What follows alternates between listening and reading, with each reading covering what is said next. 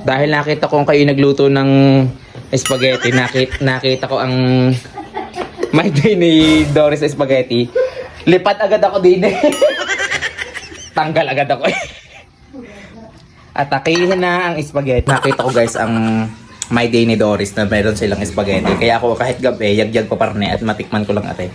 Wala silang kalam-alam, nakain na ako dito. Nasaan sila Doris?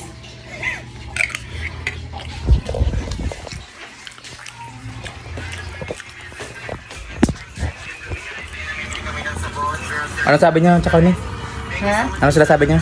Ano? Ano Ako, naman? ano na namang nakita mo sa kusina?